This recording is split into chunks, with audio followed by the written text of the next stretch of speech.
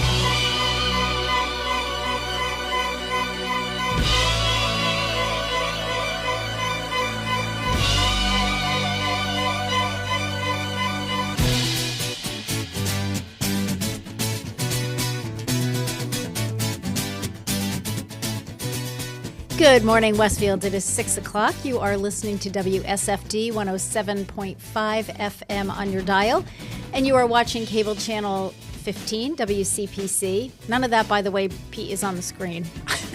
Oh, this is the screen not on? Oh, the screen is on, but usually That there you go. That stuff, all the stuff that's on the bottom, all my cheat stuff. This is what happens when we tape shows in the afternoon and I forget to turn it back on. Oh, there you go. Okay, well, now it's on. So, my name is Tina Gorman. I am your Wake Up Wednesday host. I am in the studio this morning with the chairman of the board and our chief engineer, Pete Coles. We kind of skated in here this morning. So let's give a little weather report, Pete. It is very slippery out there. Yeah, it's above 32 degrees. It is. It was 33 consistently from West Springfield all the way to the senior center and to here. It never changed, 33. But so there's fog out there and there's slush.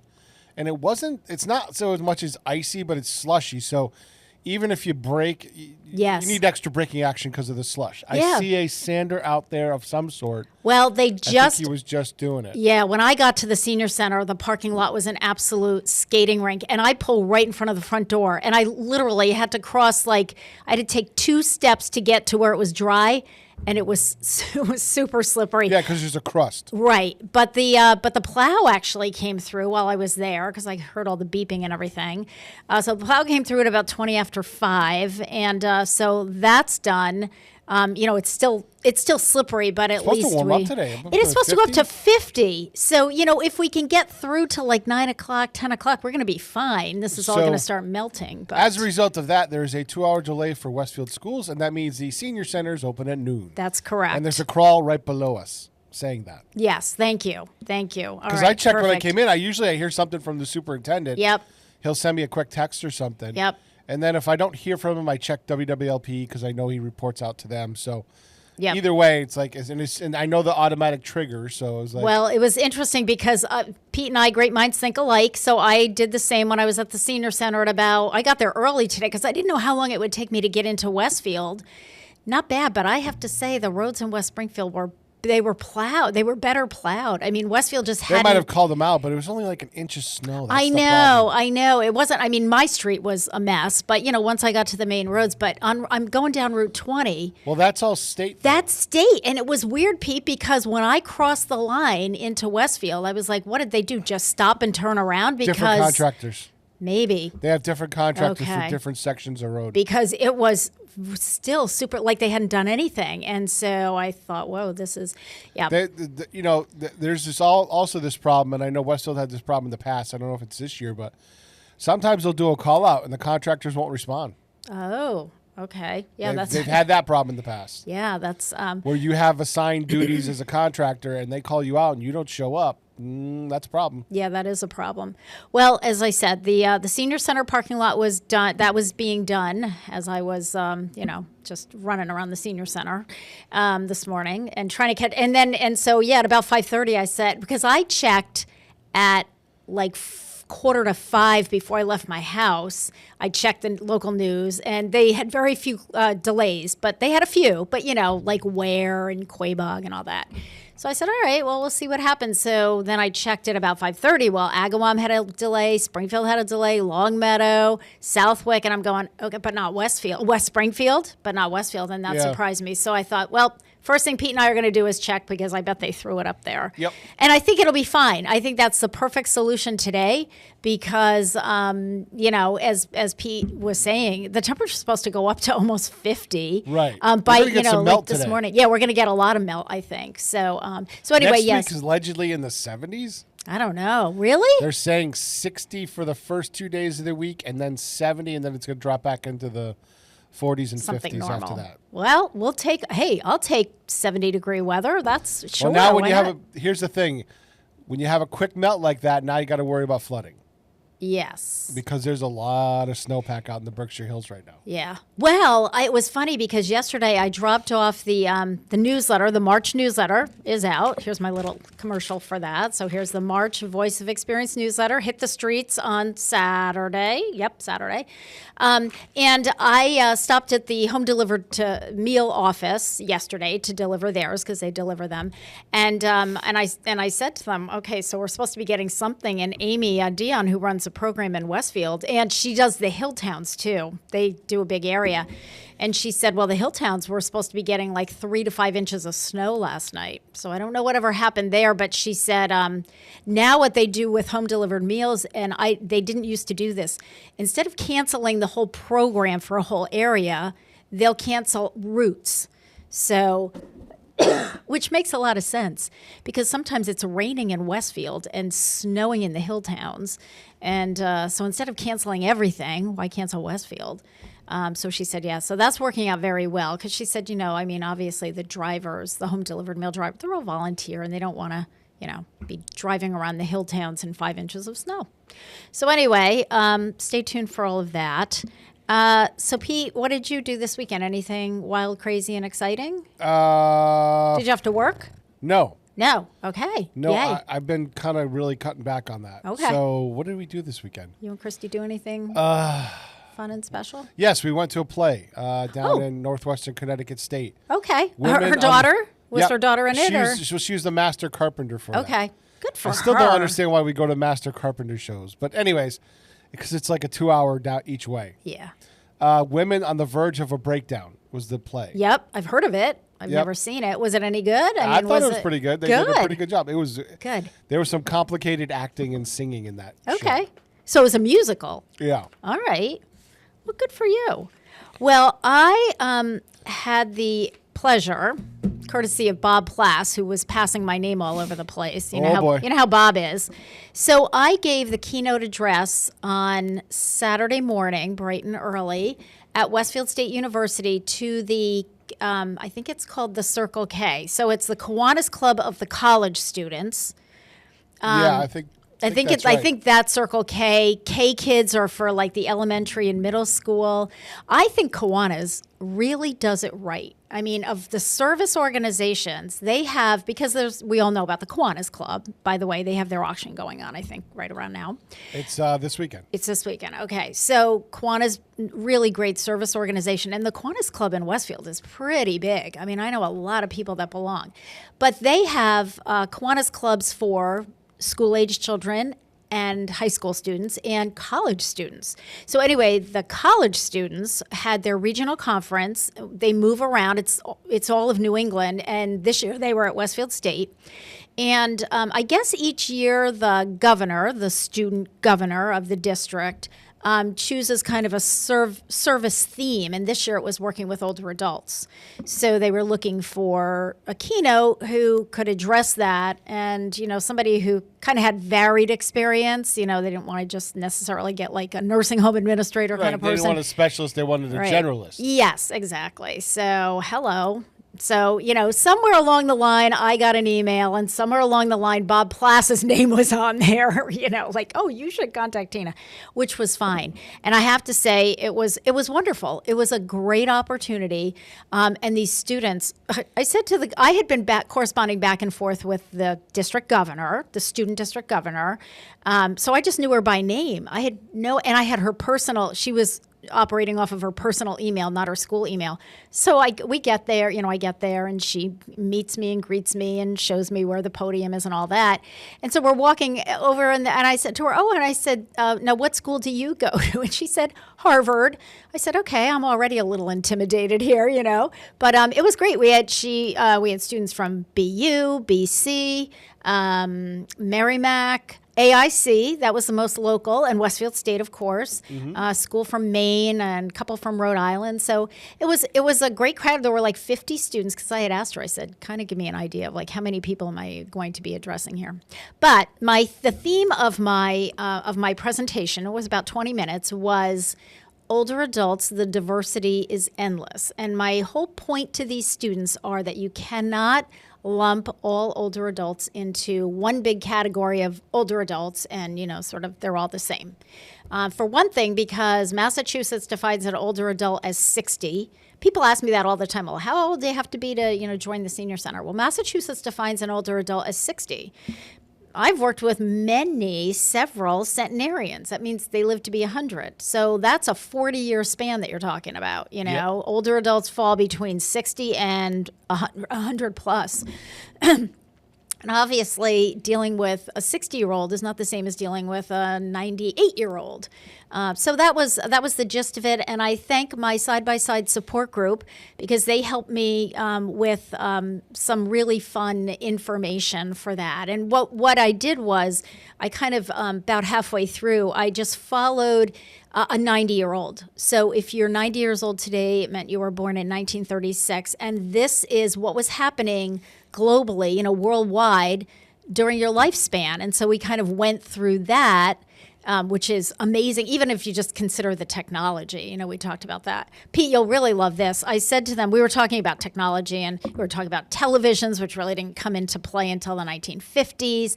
And then they were black and white. And then as my side-by-side members told me, and yes, Tina, they were in these big wooden consoles, but the screen was about this big. Yeah, it was less than 13 inches. Yeah, it was like a little shoebox screen. Yep. There were no remote controls. The students were like, I said, you actually had to get up. And Click. I said, by the way, there weren't 600 channels. There were like 2 or 3. One person's in my side-by-side group said we had one channel. Somebody else said, well, I grew up in northern New Jersey, which is where I grew up, not that far out of New York City. So she said we had like 5 or 6 channels. Exactly. Yep, the 3 big ones. And then we had like Channel 9, which was out of New York. Yep. Channel 5. Yep. We had PIX, which was Channel 11. Yep. So we talked about that. And then, Pete, we talked about telephones. So I said, so how many of you have ever heard the term party line, not political, telephone-wise? Not one student. And or it was dial-up. It was hilarious because there were like 5 or 6 advisors in the back. And when I said, how many people have ever heard of the term party line? Like 3 of them, because they're all over the age of 60, with me, kind of raised their hand. I said, okay. So I had to explain to them how, telephone line wise, when, a 90-year-old was when telephones became prominent. They were attached to the wall with a cord that you were stuck there. You couldn't I remember move. the first cordless phones. Yeah, so do I. I mean, that was a big deal. Like you could walk around your house with a telephone. So I told them. It only went downhill after that. I know. But you know what, Pete? It was so funny because we had a phone in our kitchen. I said, most people had a wall phone in their kitchen. Well, with a really long cord. No, we didn't have a really long cord. It was like a medium cord. And the closest, and we had a party line until I was in high school. We shared with one family next door. That's because of the availability of copper wiring. Correct. Correct. But I had seniors who told me their party lines were like, they had like 5 or 6 families on the block, you know?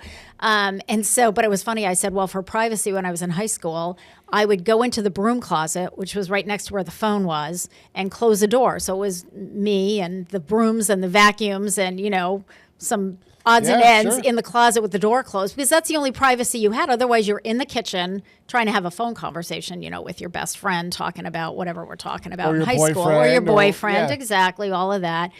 So anyway, it went over really well. And then I said, okay, now that we've considered all the changes that a 90-year-old has gone through, just that all 90-year-olds went through, now consider whatever their personal stuff was. And that's a whole, you know, other dimension that you have to consider. Right, and what was going on globally around them. Absolutely. Yeah. And we talked about that. You know, we talked about wars. Went right from the World War II into World War Korea. II. Well, they were born during the Depression. If you're 90, you were born during the Depression. Right you went before, through World War II, Korea, Vietnam, the women's movement, the civil rights movement, you know, you name AIDS. I mean, you name it. They, you know, they've cut. And then the space race. Right, the space race, and then the whole birth of computers and word processors. And I told him, you know, when I was a senior in high school, that summer before I went to college, I spent the whole summer working at a summer camp, and I saved up to buy an electric typewriter because I learned to type on a manual, and I just thought, oh, and that was such a big deal that I had enough. It was like $350, and it took me all summer to earn it. But I had my electric typewriter when I went to Madison College at the time, now James Madison University, but back then. And that was a big deal. And we didn't have word, even when I was in grad school, word processors were just coming into play. But boy, if you typed up a paper and you found a mistake in the second paragraph and you had already pulled it out of the typewriter, it was virtually impossible to get it back in the same spot. You had to go back and retype the whole thing. I remember when the first computers came out before they had hard drives. Mm-hmm. And then a massive hard drive was 2 megabytes. Mm-hmm. Oh, yes. Oh, massive. Yeah. Yes, right, exactly. So, you know, a lot of changes, and it was good. You know, I think the students were very receptive, and so it was a great experience. So thank you to the Kiwanis Club, and I got a nice thank you note. And I assume, I didn't ask them this, but when I got there was a big stuffed red lobster, as in like a kid stuffy, on the podium. So I assume that next year's conference is in Maine. That was my takeaway. Oh. Because as a gift, I got a pair of socks with a lobster on it. So I'm thinking, you know, and I can't remember the school from Maine that was represented. But anyway, great group of students, and it was a lot of fun. It put me behind a little bit on getting the newsletter, although I stopped at the senior center on the way to the presentation just to get the newsletters out into the bin. No, the only way we're going to be able to get you to slow down is take away your alarm code. I don't, you know what? That was my biggest fear. I hope Mike Swindow's not listening, because that was my biggest fear, is that they would do that. And I thought, I'm dead. But you know what? I think Mike has learned to appreciate. He stopped lecturing me on the fact that I'm not supposed to be there, you know, at certain times and hours. And we get along much better now that he doesn't, you know, bother me about that. It's like, all right, you want to be there? Okay, you know.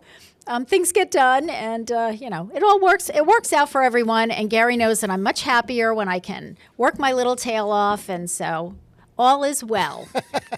All right, so before we take our first break, which we're already late, but well, you know what? Let's take the break. We'll play the song, and then I'll explain why we're playing this song. So you are listening to WSFD 107.5 FM on your dial. You are watching cable channel 15 WCPC. We are going to announce frequently that the schools have a 2-hour delay. Westfield schools have a 2-hour delay. I'm not seeing it on my screen. You won't see it on your screen. Okay, but you're seeing it. Okay, perfect. So, and the senior center will open at noon, and what that means is that we will have indoor lunch today. I don't know about the home delivered meals program yet. I will text Mike Swindow and see if we have an answer on that one yet, because sometimes when the weather's wonky, they cancel that for the day, and sometimes not. But we'll check on that during the break. We're going to list today. March is Color Therapy Month, and we're going to talk about color therapy when we come back. But in the meantime, let's listen to Jamie Johnson singing In Color. We'll be back.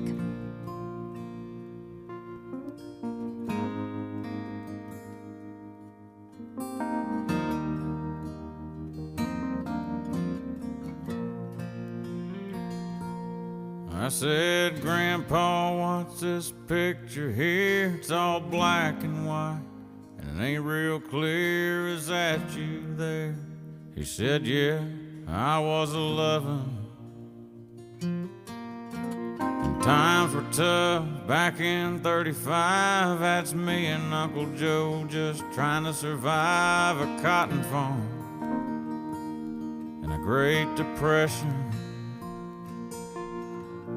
If it looks like we were scared to death, like a couple of kids just trying to save each other, you should have seen it in color.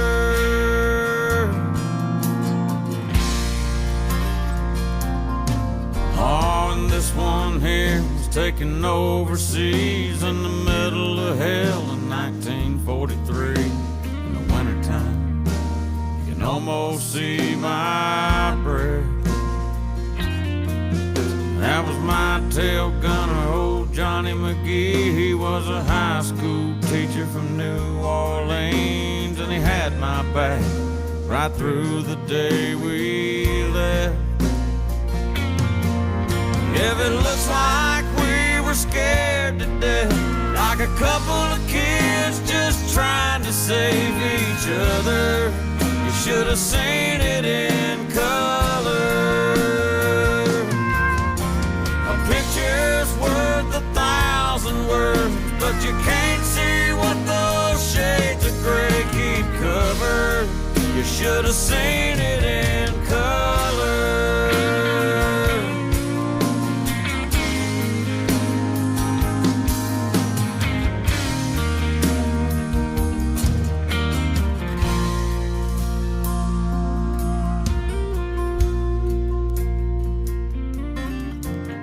This one is my favorite one. This is me and Grandma in the summer sun, all dressed up the day we said our vows. You can't tell it here, but it was hot that June. That rose was red and her eyes were blue, and just look at that smile. I was so proud. That's the story of my life,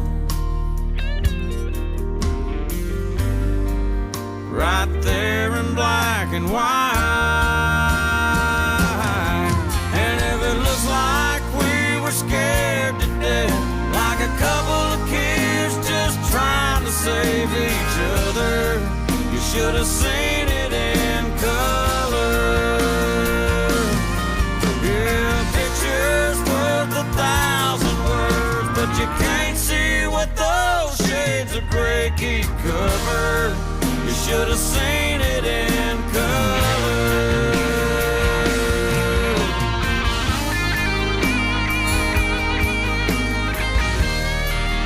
Should have seen it in color. Yeah, pictures worth 1,000 words, but you can't see what those shades of gray keep covered. You should have seen it in color.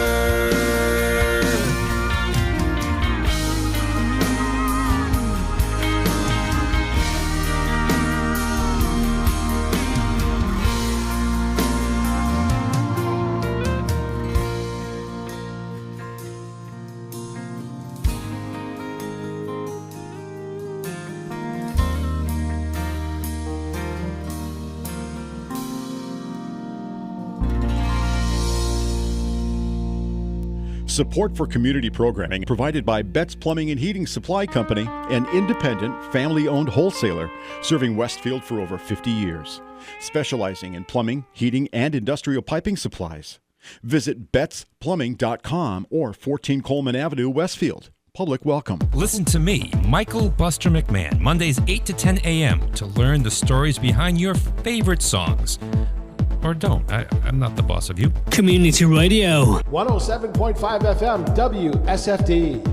Live from Studio 120 at Westfield Technical Academy, this is WCPC Channel 15 and 107.5 FM WSFD-LP Westfield. Good morning, Westfield. It is 6:23. You are listening to WSFD 107.5 FM on your dial and WCPC Cable Channel 15. My name is Tina Gorman. I am your Wake Up Wednesday host, and I'm in the studio this morning with the chairman of the board, Pete Coles. Good morning again, Pete. Good morning. You know what? I'm not hearing Mike's. Is your mic on? Yeah, it's on. I'm not hearing it. Did you unplug?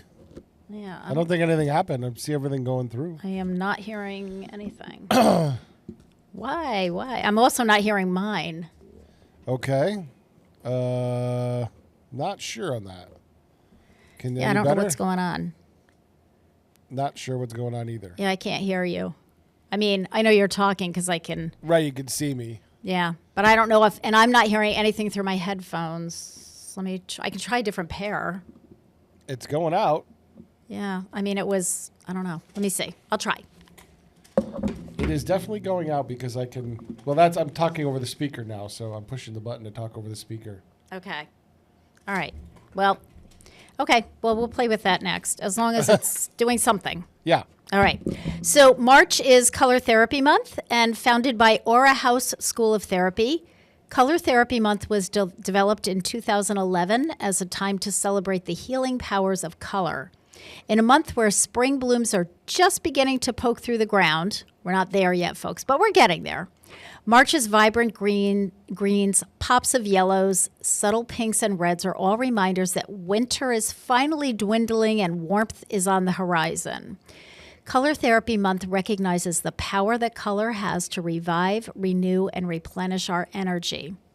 Color therapy has been around for thousands of years, used as an energy healing method. A color therapist uses light and color in the form of tools, visualization, or verbalizations to balance the energy in certain areas of our bodies that are lacking in vibrance. Whether you have ever visited a color therapist or perhaps never even heard of it, we are all practicing some level of color therapy daily. Subconsciously, we utilize color in our lives to feel a certain way.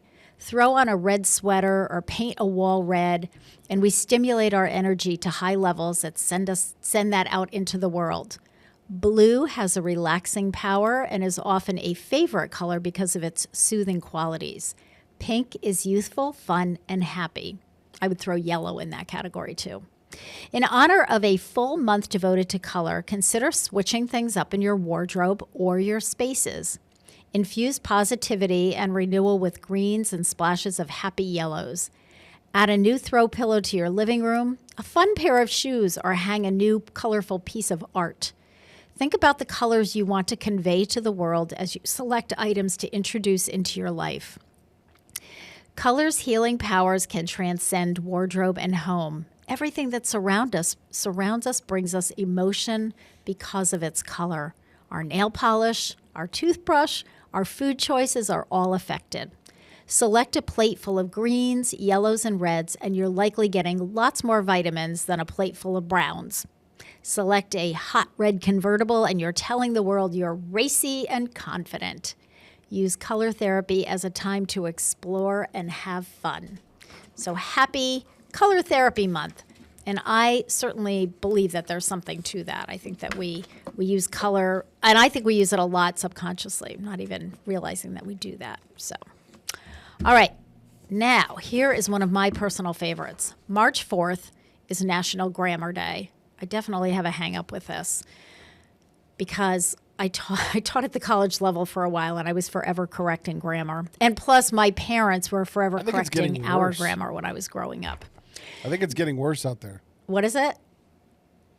I think grammar's getting worse. Oh, it's absolutely getting worse. And I can give you lots and lots of examples, but I won't. All right. National Grammar Day is celebrated every year on March 4th, encouraging us all to pay more attention to our verbal and written grammar. The way we speak and write can affect the way others look at us. So it is important to present a positive image of ourselves. Language is present in every aspect of our lives, but there are still many common grammar mistakes that a lot of us are guilty of making. National Grammar Day is the perfect excuse to let your inner language nerd out and brush up on your grammar. So there is actually a history to this day. Martha Brockenbrough, and I read this on like 4 or 5 websites, so definitely she did this. So she was the founder of the Society for the Promotion of Good Grammar, She founded National Grammar Day in 2008. Brockenbrough stated in an interview that her motivation to create National Grammar Day was to have a fun and positive way in which to help her students with their grammar.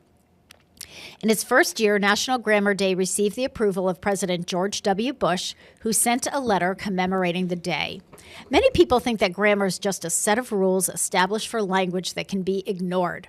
But the truth is that grammar is the language system that ensures we are all able to communicate effectively and understand each other. Grammar is one of the most important parts of communication because excluding or including certain grammatical elements can change the entire meaning of a sentence. Using a very well-known example, the two sentences, let's eat, comma, grandma, so let's eat, grandma, and without the comma, let's eat grandma, have two completely different meanings. It is the comma, a grammatical element, that changes everything.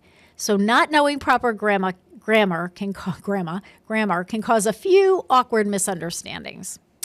All right, National Grammar Day activities. Grammar is all around us. Celebrating National Grammar Day doesn't have to be a chore.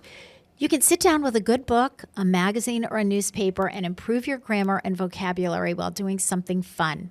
If you have children or work with children, take this opportunity to teach them that grammar is fun. There are many fun grammar activities available online to help you make learning and language into a fun game. So, happy Grammar Day, happy National Grammar Day. Read something from someone who knows how to write. That is one of the problems. I mean, I think, to me, one of the travesties is listening to people on television, people in the news who don't know how to use grammar correctly. So anyway, all right, it is 6:30. You are listening to WSFD 107.5 FM on your dial and WCPC cable channel 15. And in honor of National Grammar Day, we're going to listen to a track from My Fair Lady, and it's called Why Can't the English? We'll be back.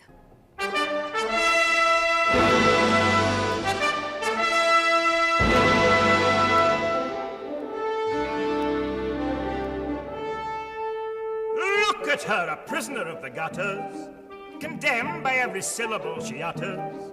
By right, she should be taken out and hung for the cold-blooded murder of the English tongue. Wow. Heavens, what a sound. This is what the British population calls an elementary education. Oh, come, sir, I think you picked a poor example. Did I? Hear them down in Soho Square, dropping H's everywhere, speaking English any way they like. You, sir, did you go to school? What are you pointing me for, a thumb? Well, no one taught him take instead of tyke. Hear a Yorkshireman, or worse, hear a Cornishman converse. I'd rather hear a choir singing flat. Chickens cackling in a barn, just like this one. God. Yeah. I ask you, sir, what sort of word is that? It's one gone that keep her in her place, not her wretched clothes and dirty face. Why can't the English teach their children how to speak? This verbal class distinction by now should be antique. If you spoke as she does, sir, instead of the way you do, why, you might be selling flowers too. I beg your pardon, sir. An Englishman's way of speaking absolutely classifies him. The moment he talks, he makes some other Englishman despise him. One common language I'm afraid we'll never get. Oh, why can't the English learn to set a good example to people whose English is painful to your ears? The Scotch and the Irish leave you close to tears.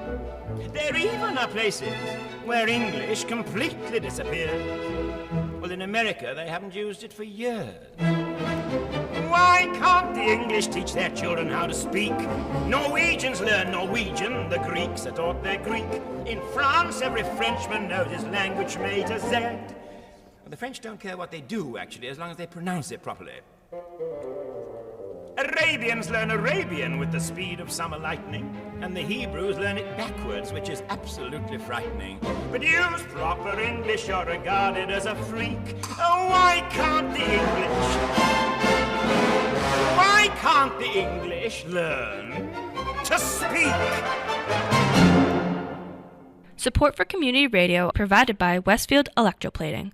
Employing over 140 skilled platers, painters, and technicians, Westfield Electroplating was founded in 1946 and was the first company in the country to achieve National Aerospace and Defense Contractor Program accreditation, proudly maintaining that status for over a decade. Westfield Electroplating provides over 50 quality finishes to meet your corrosion, cosmetic, or performance needs. On the web at www.westfieldplating.com or 413-568-3716. Westfield Electroplating, putting the finishing touches on technology. Hi, it's Bob Plass, and I have Wow, It's Tuesday, every Tuesday, 6 to 8. Wow, it's Tuesday. Community Radio. 107.5 FM, WSFD. I did it! Live from Studio 120 at Westfield Technical Academy, this is WCPC Channel 15 and 107.5 FM, WSFD-LP, Westfield. Good morning, Westfield. It is 6:34. You are listening to WSFD 107.5 FM, and you are watching Cable Channel 15, WCPC. My name is Tina Gorman. I am your Wake Up Wednesday host. I'm in the studio this morning with the chairman of the board and our chief engineer, Pete Coles. Good morning again, Pete. Good morning. I don't know what happened. All the other ones are working, so I just switched. I don't know if it's the jack over here that wasn't working, but could anyway. be. I'll have to take a look at it. Yeah, we'll have to. Yeah, so that one's out of commission, but everybody else is working because we do have two guests coming in. Second hour, Carol Palmer will be with us and Anna Collier.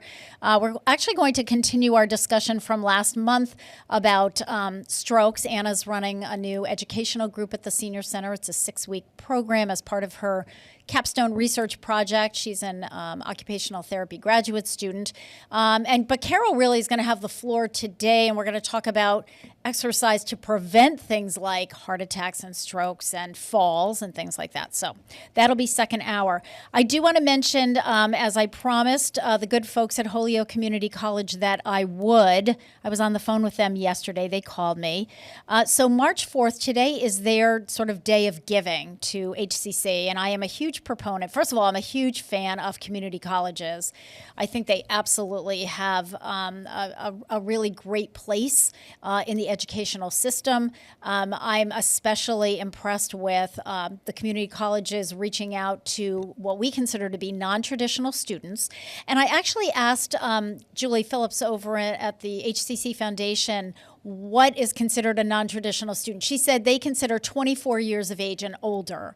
So it might be somebody who has never been to college. It might be somebody who tried it after high school, didn't work out, decided to come back and,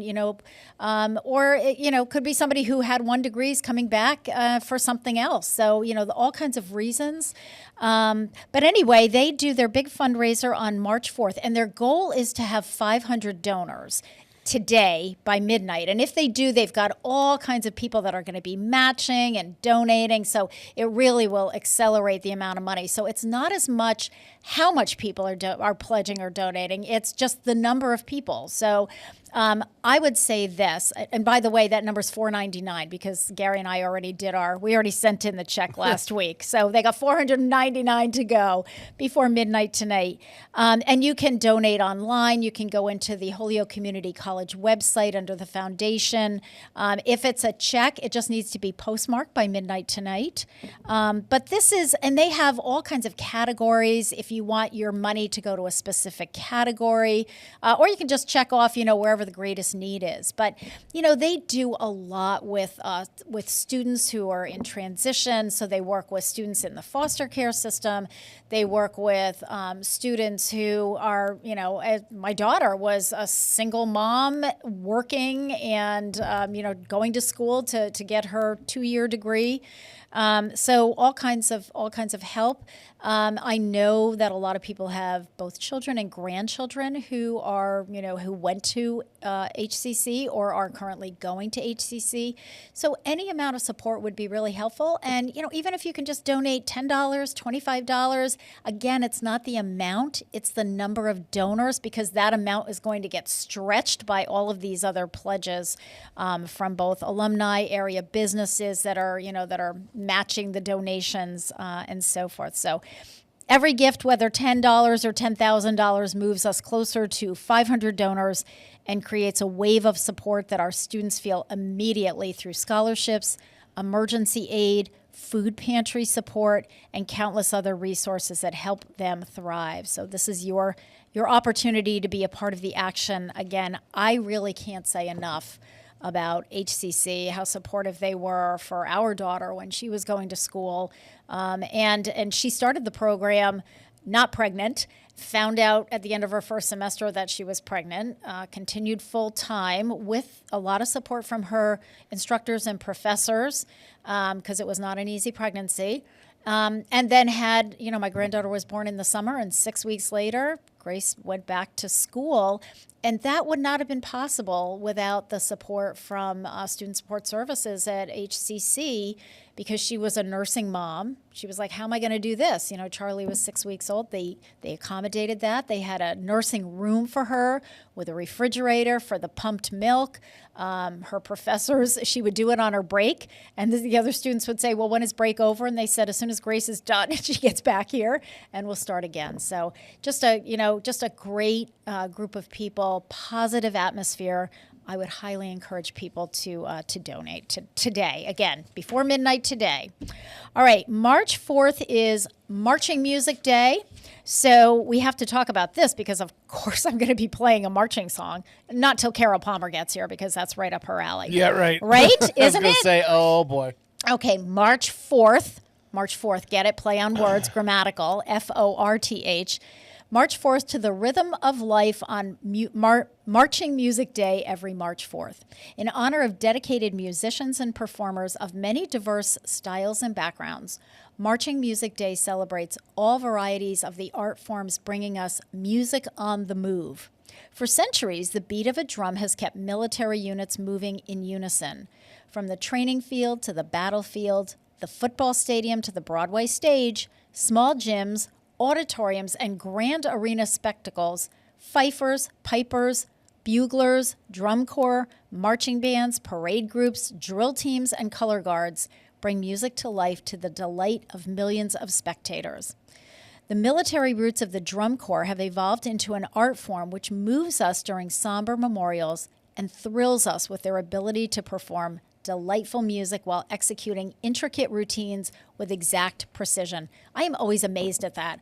I don't know how they can play their instruments and then do all of these, routines and form pictures, and I'm just in awe. Drill squads, marching bands, drum lines, and drum corps name but a few of the many styles of marching music which have developed over the years, engaging hundreds of thousands of performers of all ages, abilities, and experience levels. We see marching music in schools, military units, and community celebrations. Think parades. We got the Holyoke St. Patrick's Day parade coming up. We'll have all kinds of marching music. The music is as varied as the ensembles themselves. Instruments may be limited to brass in some settings, or may include woodwinds and electric guitars in others. Dance teams, baton twirlers, and color guards perform to soundtracks ranging from traditional, standard marches to rock and roll, jazz, contemporary, and even electronic dance music. And marching music keeps changing. Technology has brought about the production of lighter, electronic, and digital instruments, making it possible for musicians to march with violins, cellos, basses, and synthesizers to entertain in unique and creative new ways. Support your local marching music groups by attending their performances, backing their competitions, contributing to their endeavors, or becoming one of their musicians. Whether it's through a school, a veterans group, or an independent ensemble, they will appreciate your support.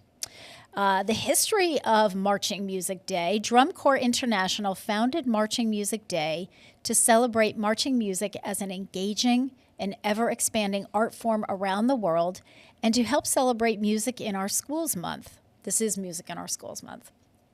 And by the way, we have fabulous music in our schools here in Westfield. As an ideal play on words, March 4th was chosen. The registrar at National Day Calendar declared the day to March 4th into celebration annually, beginning in 2017. So we're going to play the granddaddy of them all later on, of course, the John Philip Sousa Stars and Stripes. But that'll be second hour, so stay tuned. Okay, so I mentioned that the Voice of Experience newsletter came out on Saturday with all of our March, there's a lot happening in March. Of course, we have St. Patrick's Day, and I just want to make a little note. We have all kinds of art things going on this month. We have our new Strength for Yoga class beginning this month. We have, for St. Patrick's Day, so I'm just going to highlight these two before we take a break. We have, from the Casson Academy of Irish Dance, we have Irish dancers coming on St. Patrick's Day. On St. Patrick's Day, Tuesday, March 17th. Let me just say that I've been trying to get Irish dancers to the Senior Center for 20 years and have not been able to do that. And Joanne Boucher... You haven't talked to Brad Casson? Well, to Maura Casson. And that's who we... Yes, but to try to get them, like, the problem, Pete, is that in order for them to perform... They have to be out of school, right? That's the whole thing. So it's either got to be like a school vacation. But here's what we did. We poached them because they are performing for the Chamber Breakfast here in Westfield on St. Patrick's Day. So after that, they're already out of school for the morning. So they're going to come to the Senior Center and perform for us at 10 o'clock. So we're going to have coffee, tea, bottled water, festive goodies, and amazing entertainment. 50 cents, folks. That's all it is. If you want a cup of coffee, if you just want to come and watch and not have any coffee or any of the goodies, that's okay too. No pre-registration necessary, so that will be on Tuesday, March 17th. Well, of course, that meant that we had to change our Irish corned beef dinner, or as George Osfakias says, our traditional American Irish dinner, because he said, I'm not so sure they really eat this in Ireland, but we are going to have our corned beef dinner on Wednesday, March 18th. So I figure, look, the St. Patrick's Day Committee in Holyoke, I mean, they spread this thing out. You've got all kinds of stuff going on St. Patrick's Day, and then they have the road race on Saturday and the parade on Sunday. You know, it's almost like a week long. So we can make it 2 days at the Senior Center. Mm-hmm. So Wednesday, March 18th, we will have our Irish corned beef dinner. It is $5 for this dinner, and as it's going to be, there's no tickets, but so you just sign up the same way you do for our lunches. I would suggest, though, because we have limited space, that you sign up now, because I would say when I checked Monday, we were about half full for what we can accommodate for that corned beef dinner. So go ahead and sign up. You don't have to pay now. You'll pay on the day of, just like you always do. The menu will be corned beef and cabbage, carrots, potatoes, and dessert. Again, it's $5 on that day. Space is limited. Sign up early. So that's our nod to St. Patrick's Day. And we're excited about that. All right, it is Retire the Fire Month at the Senior Center, so we're going to take a short break, and then we are going to talk a little bit about Retire the Fire. I'm going to be doing it like the same way I did last year, which worked out really well. So we'll take a few minutes each Wednesday in March to kind of highlight an area of Retire the Fire, something that, one of the educational pieces that we want to get across to folks. So let's start that with a song by Billy Joel, We Didn't Start the Fire. You are listening to WSFD 107.5 FM on your dial. You are watching cable channel 15, WCPC, and we'll be back.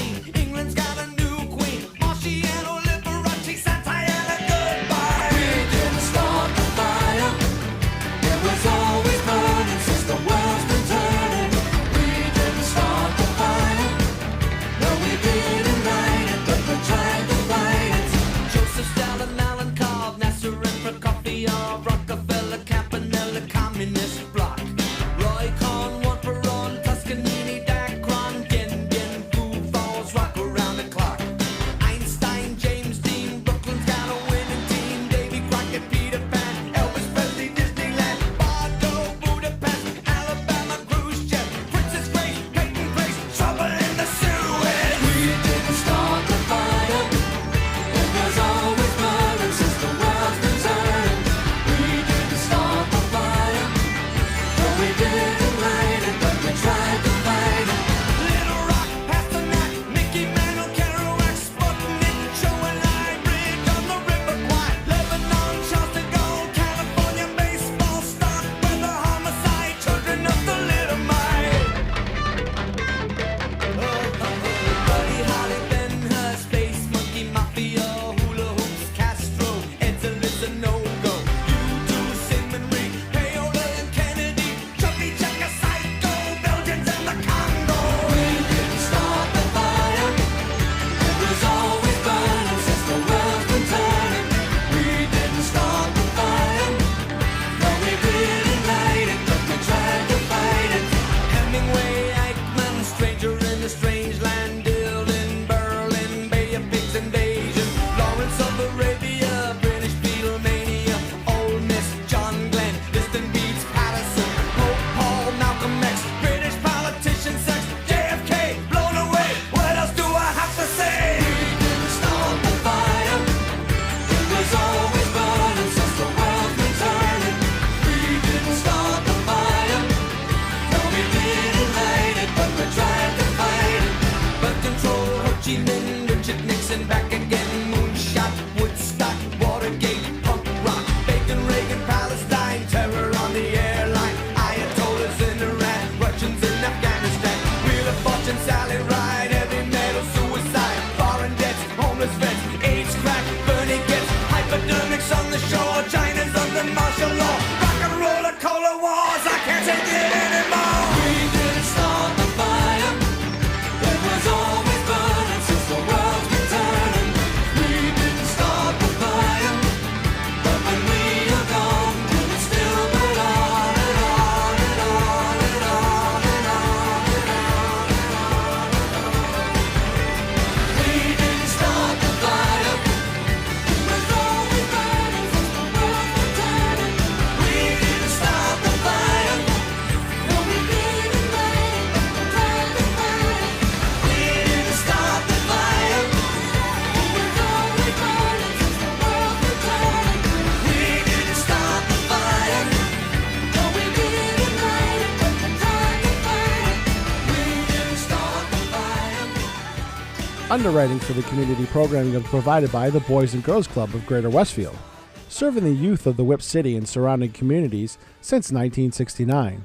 For more information on the Great Futures Club for ages 3 to 5, happening weekdays, and the Club Teen Center for ages 11 and older, weekdays from 6:30 till 8 p.m., go online at bcgwestfield.org or visit the club at 28 West Silver Street.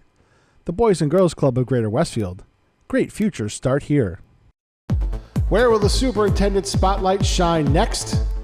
Join Stefan Zaporowski and Chris Rogers every Thursday at 9 a.m.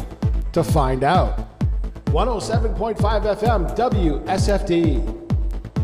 Live from Studio 120 at Westfield Technical Academy, this is WCPC Channel 15 and 107.5 FM WSFD-LP Westfield. Good morning, Westfield. It is 6:52. You are listening to WSFD 107.5 on your dial, and you are watching Cable Channel 15 WCPC.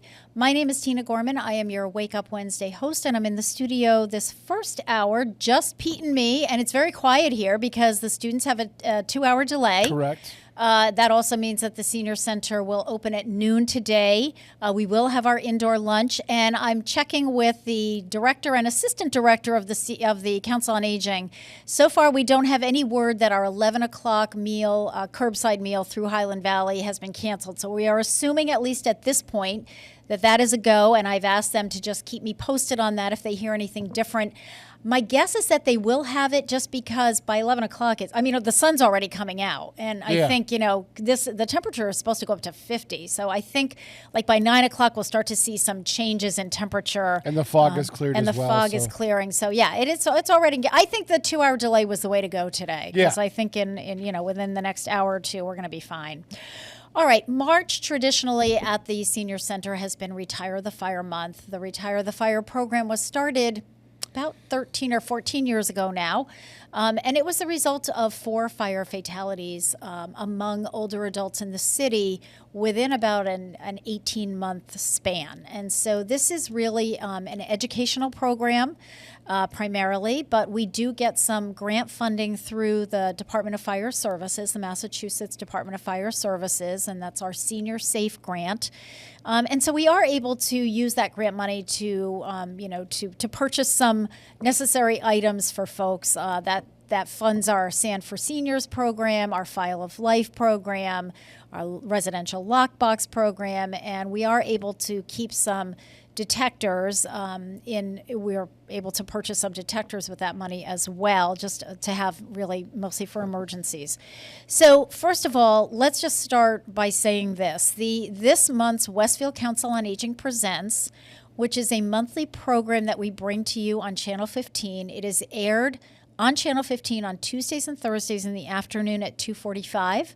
It can be live streamed, and it is also available on YouTube on the playlist, the Senior Center playlist. How to access that is all described in the Voice of Experience newsletter every month. So you don't have to worry about, I missed it last month, and how do I get to that? It's in every single month. We explain how to get to our programming, because I think that's really important. I think you have a section of the website now that explains that as well. I'm going to have to check that. I believe I saw that. I hope so. Mike might have put that in there. Not sure on that. But this month, what we decided to do, so Harry Rock interviewed me for the Council on Aging Presents, and what I really was trying to get across to people were the resources that we have at the Senior Center regarding all aspects, as much as we can possibly get in there, about fire safety, fire prevention for older adults. This is all specifically geared toward older adults. Now, obviously, there's a lot of overlap. If you're preventing fires for older adults, you're preventing them for younger people as well. All good. But there are some special circumstances that older adults face that younger people don't necessarily. So all of that information is located in our Fireside Lounge. I am spending the rest of this week updating any of the flyers and brochures, because a lot of the information I get is through the Department of Fire Services, Massachusetts Department of Fire Services. And, this all gets updated because things change. We have more knowledge. So the newest one that I'm adding, P, is the one on lithium-ion batteries. And I had nothing on that. The fire department said we need to, get something on there. Yes, it's becoming a thing, and because it's pretty much replaced NiCad as a rechargeable battery, and people are really using the technology. Right. And there are some precautions to use with that, and lithium-ion batteries apparently are in our cell phones, our tablets, our laptops, and lots of other things that we use. Sometimes even those small batteries are switching over to lithium-ion. Okay. Like your watch batteries, things like that. Yes, they mentioned watches. So the fire department has sent me some updated information. I'm in the process of printing that out. So point being that all of this is located in the Fireside Lounge in a special section called Retire the Fire. All of that is available to you. Come and browse through. There's safety about if you have a wood-burning stove. Well, not everybody does, but if you do, come and grab that flyer and look it over. Make sure you're staying safe with that. The other one that I'm going to add is they have a flyer that is fairly new. There's one on sort of summer safety, so they talk about grilling and that kind of thing, and one on winter holiday safety, which of course, Christmas trees and outdoor lighting and so forth. So anyway, all that is there. I would really encourage you to tune into Westfield's Council on Aging Presents. It's a great series. And we have done, and Harry pointed out this month when we did this one, we've done a number of Retire the Fire segments, really going into more depth on certain aspects of the Retire the Fire program. So what I want to do quickly is just highlight a couple of things to kind of kick this off, and then next week we'll spend a little bit more time on some of the other aspects of the program. We have developed 2 senior safety checklists. One is just a general, if you're over the age of 60, this is a checklist that you can, look it over. These are the basics, folks. These are the things that you want to make sure that, you're on top of. And then we did a Westfield Council on Aging Presents segment on this a few months ago. Then I did a safety checklist for those living with dementia or memory loss, because that really is an entirely different ballgame. I mean, we need to pay attention to all of the senior safety issues, but we also need to recognize that if someone has dementia or memory loss, that adds sort of another layer that makes it even more important that we that we get this information to them. So on the basic safety checklist, we have things like, first one, gang, do you have house numbers that are easily visible to first responders in case of an emergency? And are there smaller house numbers on your mailbox? Or, as Harry said, he has a long driveway. So do you have numbers at the end of your driveway? Most people have a mailbox at the end of their driveway, so we recommend numbers on there. We have a whole flyer on numbers because there are state guidelines and laws on, how big the numbers have to be. They have to be color contrasted, where the number should be. It doesn't help if they're, if they're on a garage and you've got a detached garage behind the house, and that's where, and I can't tell you how many people have done that. That's where you put your house number. That's not where the first responders are looking for it. Right. But I will continue to say, if they can't find you, they can't help you.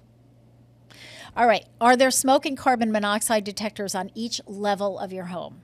If you have a basement and a first and second floor, you need one on each level. If you have a ranch home, you need one in the basement, one on the first floor. And something that I learned from, I think it was Deputy Fire Chief Chris King who told me, or maybe it was Deputy Fire Chief Eric Bishop, or both, who said that there's a separate, and I didn't know this, there's a separate detector that you put out in your garage. I didn't know that. So I will get more information about that because I want to put that in with our information. Are the rooms in the home free of excessive clutter, which not only create a fire hazard, but they also hinder pathways for first responders? If you call because you're in trouble, they need to be able to get to you. Are the stove and oven only used for cooking and not storing kitchen items and the display of knickknacks? Because even if you don't cook and you don't use your stove, unless it's been, either unplugged or disabled, and that's how the fire started in Washington House. He didn't do cooking, but he had things on the stove and in the oven, accidentally leaned against it, turned it on, he went to bed. The next thing you know, we're evacuating an entire senior housing building. Are the electrical outlets used properly without overload? Big one. And again, all of these different topics that I'm talking about, there's a separate flyer with lots of details on all of these. So there's a whole one on preventing electrical fires. We had a big electrical fire at one of the homes in Hampton Village last year. The house burned down. I mean, it was not repairable. Does each older adult in the home have a completed and updated file of life packet prominently displayed on the refrigerator? Of course, we sound like a broken record here, but here's your file of life. It's a magnetic strip on the back, goes on your refrigerator, you fill it out inside, and it has all of your vital information so that if the first responders have to come for any reason, fire, health, issue, they are going to look for this on the refrigerator, grab it, and if they're taking you to the hospital, they're going to hand it to the ambulance drivers, and they're going to hand it to the paramedics, and they're going to hand it to the hospital people. It's got your basic information, what your medical history is with just boxes checked, your medications that you're taking, your emergency contact information. So just some basic information. And because you might not be able to tell them. That's exactly right. Yeah. And you know what? We talked about this on the show with Harry. I always think like someone's having a stroke or someone's having a diabetic episode where they can't speak. But it's also, the house is on fire. You're just overwhelmed and disoriented, and people are asking you things like, what's your daughter's phone number? We'll call your daughter. Do you think you're going to be able to come up with that? Probably not. Not right away, no. Not right away, because you're just, thinking about getting yourself out, getting your pets out, what's happening to my house, what's happening to all my photo albums. So, yeah. And then lastly, has a friend form been completed and submitted to the Council on Aging staff for any older adult living in the home who is physically or cognitively compromised? So the friend form is a yellow form. We have those in the Retire the Fire section. This is for someone, you fill this out, for someone who might be living in your home who maybe has dementia or a cognitive disability, maybe mobility issues, maybe somebody's using a wheelchair, maybe they use a walker and they can't walk without it. Are they blind or have a significant visual impairment? Are they deaf or have a significant hearing loss? Are they unable to speak? Do they use oxygen? Are they on life supports? So all of that goes on the friend form. We send this to dispatch, and if you call 911, this is going to pop up on their screen so that when the first responders are on their way out to your house, they're going to have that information. So they're going to know, when we get there, Mr. So-and-so uses a wheelchair and may or may not be able to get to the door, but, we know that now, or so-and-so has a visual impairment. So just really helpful information for the first responders to have. And as I said, also there is another safety checklist. This one is much more in-depth, 2 pages for those living with dementia or memory loss. All in the Fireside Lounge. I would absolutely recommend that you stop in there. Oh, and to find out more. Yes. It actually is on the webpage. Oh, good. Okay, so they did. So that's on our webpage. So it explains to you about cable channel 15, about live streaming, and all about our YouTube programming. So that's how you can, that's how you can look with at direct links and things like that. Yep, exactly. And the other thing that's really nice is in terms of the Retire the Fire, Harry mentioned we've done a number of topics. We've talked about falls prevention. We've talked about the safety for those living with dementia or memory loss. We have Ben Warren. Mm-hmm. So if you go back over the last 5 years, I remember doing one from my hotel room in Chincoteague. Yeah, exactly. All over Zoom. Yep, exactly. We've Zoomed them. We've been in person. We've done all of that. So we've covered a lot of topics within the whole Retire the Fire program. All of those are available on YouTube. And we have a complete listing of all of the Council on Aging Presents, literally 5 years worth, at the Senior Center in the Fireside Lounge with the information. All right, let's take our top of the hour break. Our guests are waiting in the wings. You are listening to WSFD 107.5 FM on your dial. You are watching Cable Channel 15. We'll be back with Carol Palmer and Anna Collier.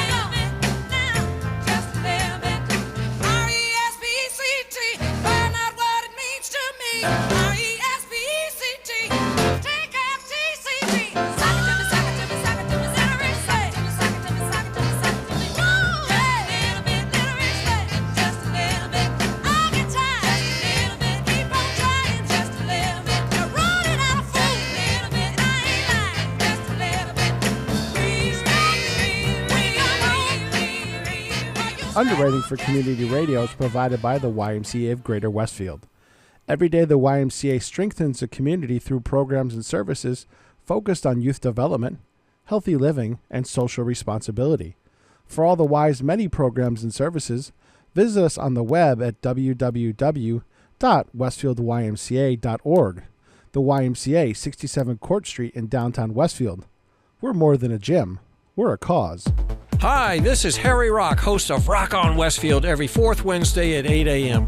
Tune in for my view of this place I call home. Community Radio. 107.5 FM WSFD.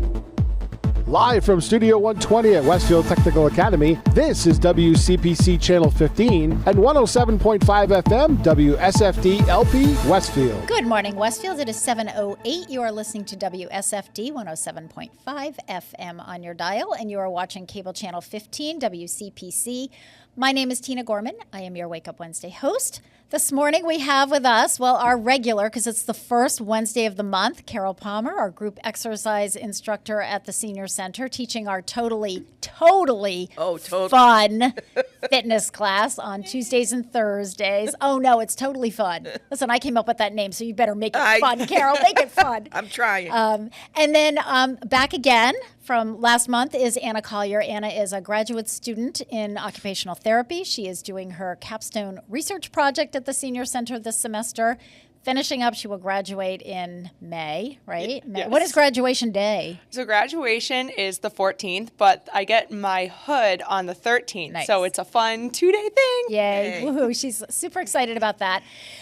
Last month, we started talking about Anna's capstone project has to do with post-stroke support and education. And so we were talking about that, and that kind of spun into preventing strokes, preventing heart problems, and of course that is our expert down on the other end, who worked at the YMCA for many years with Harry Rock, because we were just talking about Harry doing our Council on Aging Present series. So I want to talk a little bit about that. I also want to spend a little bit of time, because I know we're going to have it, talking about falls prevention, because this is Retire the Fire Month at the Senior Center. I mean, every month, every week, every day is Retire the Fire. We're trying to do that, but we certainly spend more time in March kind of highlighting our programs, and one of the Retire the Fire programs is falls prevention. So we're going to get into that as well. We'll kind of branch off into that, because that's really both of you, or we're going to look at it from the physical activity point of view and how to prevent falls because you're physically active. But I'm also going to bring Anna into this, because she is an occupational therapist. We're going to talk about, because I always break it down to the person and the environment. So we're going to have Anna focus a little bit more on environmental issues and why are people falling, what's happening in their environment. And then Anna, you and I can do a little infomercial on the Home Fit program that we're having at the end of the year. See how all this works? Yeah. There's a lot of moving parts here. All right, let's start with Carol. So where would you like to begin on this physical activity to prevent heart issues, brain issues? Well, it's not rocket science to understand that That's okay. We all need to be reminded. Yes, it's not rocket science. That and of course, I've been around this type of thing for many, many years. Yeah. So to me, it's second nature. Right. But I understand that there are some people that just don't get up and move. Yeah, this is new to them.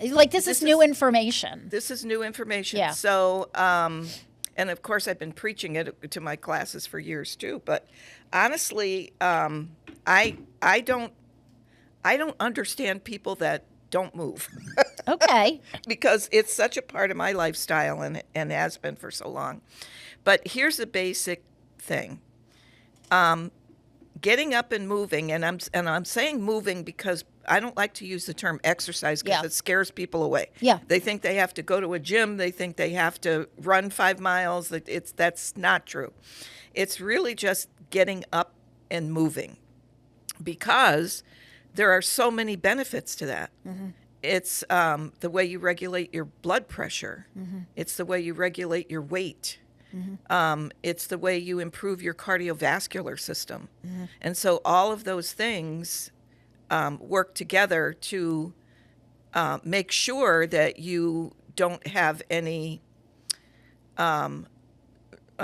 things that affect your life. There are things that you can't control, like your heredity. Right. And your race. And your, statistics show that sometimes you just can't fight your family history. Yeah, I mean genetics, if you've got a genetic predisposition for heart issues, that part you can't control, but there's a whole lot of other stuff that you can control. Absolutely. And I think that's where we're going. And then I want to point out too, and it'll probably come up later again, is that I don't use the word exercise because, as I say, it tends to push people away. But just to get up and keep moving, things like gardening and walking short distances and, getting down on your floor and doing some stretching and things like that will not alter your lifestyle necessarily, but have great benefits in the long run for your heart and your lungs and to prevent things from happening like stroke. And it's interesting, Carol, that you use the term movement because Dr. Lovelace was on the show a couple of weeks ago also talking about heart health. And he also kept using that expression. Are you getting up and moving? Yeah. And he also never used the word exercise. It was all about moving. And I think it's important to give examples and to have people understand, what that means. Because I agree with you. I think as soon as people hear exercise, it's just like, I have to join a gym and it's going to cost me, even if I go to, one of the less expensive ones, it's going to cost me $20 a month. And I have to get in my car and I have to go there. Yeah. My thing is, you will be more consistent in moving, however you want to move, if you, find something that you like. Right? I mean, like pickleball or whatever it is. Whatever. You mentioned gardening. You mentioned walking. Walking with a friend or walking by yourself. Some people really appreciate just kind of, getting out on the bike trail and taking a walk. Bike, cycling. I mean, there's another thing, because I think the other thing that we have to remember, which Pete and I were talking about early in the show, based on a presentation that I did this weekend, was, Massachusetts defines an older adult as 60 and older. You have people in your class and have had people in your class that are in their late 90s. Oh, yeah. So that's a 40-year span. So trying to, everybody's got something different that makes them, gets them all passionate and moving and jiving. And to me, that's the important thing. Well, and that's an interesting subject that you brought up because, of course, in my classes, I have that range of age. Yeah, so what do you do? From 60 How do you handle to 90. That? Well, I have taught them that the class structure is dependent on 3 levels. Okay. So you might be step touch, level 1. Level 2 would be step touch. Level 3 would be step touch with a lot of arm movement. Yeah, with movement. So, and then I will say to them, choose your level and do what you can do at your level. Right. Because don't try and do what, 62-year-old Sadie Ellen is doing can do, next door. If you're 90. Yeah. So, and I tend to put the older people in the front. Because then they can follow me more closely, and also I can give them that level. Yes. And every time we start something new, I do it in 3 levels. Okay. So everybody can work at their own. Oh, good to know. pace. Yeah, good to know. And I would say, having just come off foot surgery now 12 weeks ago, when I was able to, first of all, I did my floor stuff. I was consistent. I missed like 5 days right after the surgery, but anything that I could do down on the floor with, stretching and all that other stuff didn't involve my feet, so that was okay.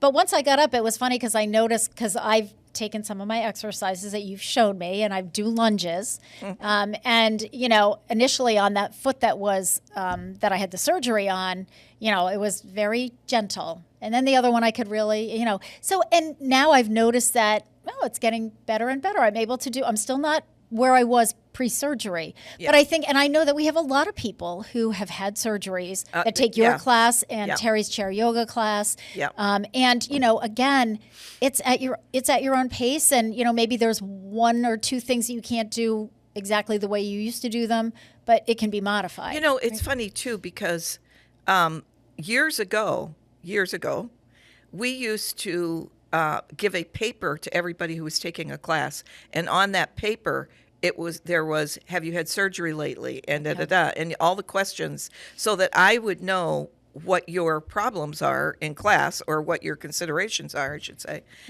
and of course with HIPAA now, you can't even ask if somebody's had a heart problem or a hip problem. So sometimes that's why I always thank the good Lord that there's mirrors in our fitness room, because as I face the mirror so I can watch. Yep. And I can see if somebody's having an issue. Yeah. If you've never been to the Senior Center Fitness Room, it is a wall of mirrors. So we kind of modeled it after a dance studio. Yeah. And that was really the idea behind the fitness room was really the result of a lot of feedback that I got from the seniors. Of course, we had nothing like that in the old Senior Center, the one-room schoolhouse. Everything was done in the same room. I mean, we would do exercises or we would do line dancing. Then we'd have to quick set up the tables for lunch, you know, and then take them down. But people often ask me, do you have equipment at the Senior Center, exercise equipment? And I said, no, because we have all kinds of other places where that's available in Westfield. Mm-hmm. And that's not what people were asking for. They were asking for a large room with mirrors so that they could see the instructor. And, and they wanted exactly what we're offering. Things like, programs. So that's how we roll. And it really, when you have equipment, and I know some senior centers do, it has to be monitored. Absolutely. You can't just throw people in there and say you're on your own. And that's sign this form if you fall off the treadmill. We're not responsible. Yeah, to me it's kind of dangerous to send people in there when they don't know how to use the equipment. Agreed. So you have to have somebody in there like constantly instructing. So I would recommend that not happen. But. And Carol, with your classes, like we're talking about equipment, but what you have some accessories that you use in your class. So what are the kinds of things that you use in your class? Well, pretty much every class we use free weights. Okay. So we have 3 pound, 5 pound, 7 pound, or I think it's 8 pound. But we also have 1 and 2 pounds. Yeah. So we had that was funny. We had a fitness test the other day. We don't have 4 pound weights. And I'm not requesting 4 pound weights because we hardly ever use them. But there was a fitness test where you did arm curls with 4 pound weights. So they had a 3 and a 1 to get for a 4 pound weight. So yes, we use those. We use, they're not Dynabands, exertubing. Which a wonderful, generous lady by the name of Debbie gave the Friends of the Senior Center money to buy them. Mm-hmm. And those are wonderful. They have handles. Yep. So you can step on it and then you do your bicep curls or your tricep extensions or whatever we're doing that day. I only use those once about every 3rd or 4th class. Okay. Because I do prefer the free weights. Mm-hmm. Here's the problem. And it's pretty typically a female problem. Sorry. Okay, that's okay. But we tend to be comfortable with the weight that we're using. Mm-hmm. And we tend to not want to move along. Step it up. If you can do 16 reps with an arm curl, and you don't feel the last couple, it's like, I think, now let's see, what am I going to do for dinner tonight? Right, right, yeah. So I urge them, even if you can't complete the 16 reps, go up. If you're using a 3 pound, try the 5 pound and only do 12 and then stop until you can get to 16. Okay. So you should be able, the last couple reps you should feel them. Okay. And we're so funny. And I do the same thing. Yeah. I'm comfortable and I'm talking away. Exactly. So maybe it's time to move up. We do have a couple people that use the 8 pound weights. Wow. So that's pretty impressive. It is impressive. That's impressive. I don't use them. I was going to say, I'm not sure I could use those. No, I use the 5 pound weights. Yeah. But that is typical. So we use that. And then one time I bought these little foamy egg-shaped things. Yeah. And those are really good for arthritis in the hands and the wrist. Yep. And so we did that. And then we got to the point where we were tossing them at each other and catching them because, of course, that's coordination. And sure. And then I finally gave them all away. I'm like, just take those home because they were winding up all over the room. Of course they were. Why does this not surprise me, Carol? It's your class. Totally fun. Totally fun. We're having fun. Totally fun. And one time I had a die, like a couple of dice. Okay. One of them was a die. Okay. And when you throw it, the upside would say an exercise. Oh. Like wall pushes. Oh, I like that. And then you throw it again and it would say like arm curls. And so, and they hated those. because you never knew what was going to come up, and sometimes 2 things in a row, and so then you'd be really tired. So I haven't used that for a while, but that was just an interesting way. You're not going to continue with a program like that unless it's fun, unless you like it. If you hate it, you are not going to show up again. Well, and that's my thing about any movement or exercise. It's like if you decide, my New Year's resolution is I'm going to take up running, and you hate running. Yeah. Well, first of all, you're going to, and Dr. Lovelace and I talked about this a couple of weeks. It's like you're going to think of any excuse. It's too hot. It's too cold. It's too wet. It's too icy. Too windy. Well, I didn't get a good night's sleep. Right. It's too windy. I mean, you're going to think of anything. Yeah. So you have to find something that you really like doing, and if you don't do it, you miss it. Yeah. I think that's key. And I think the other thing, with your class, obviously it's a class. So there's a lot of camaraderie. There's a lot of laughter. Some people really like that. Some people prefer, I want to do this on my own. I want to do it in the privacy of my home. And before we break for a song, I just want to point out that we continue on Channel 15 to have exercise programs that people can do in the comfort of their home every single day. If you open up the newsletter, you will see the schedule for the Channel 15 fitness programs. We also have entertainment. We also have education. But those fitness programs, and we have the Totally Fun Fitness. Yeah. I mean, we came in and we taped your beginner class. level, yeah. Yep, the real beginner level. I'm going to be switching up and probably changing some of the offerings within the next month or two. Oh, good.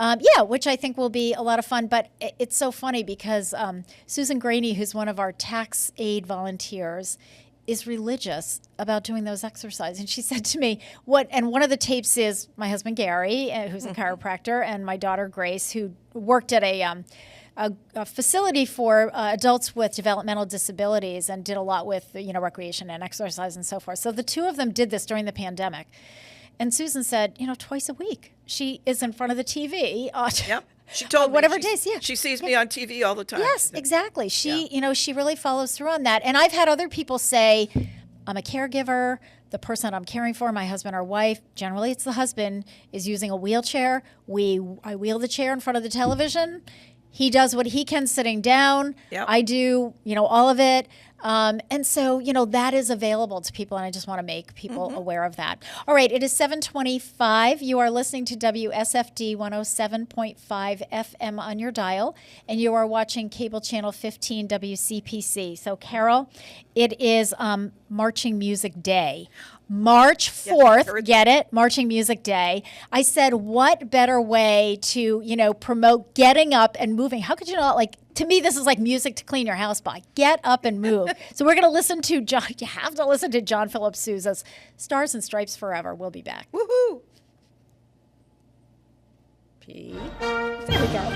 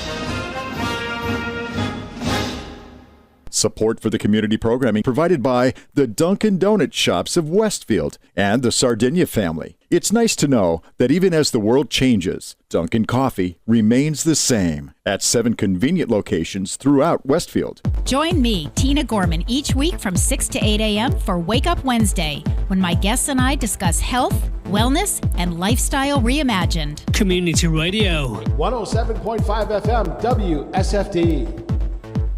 Live from Studio 120 at Westfield Technical Academy, this is WCPC Channel 15 and 107.5 FM WSFD-LP Westfield. Good morning, Westfield. It is 7:30. You are listening to WSFD 107.5 FM on your dial, and you are watching Cable Channel 15, WCPC.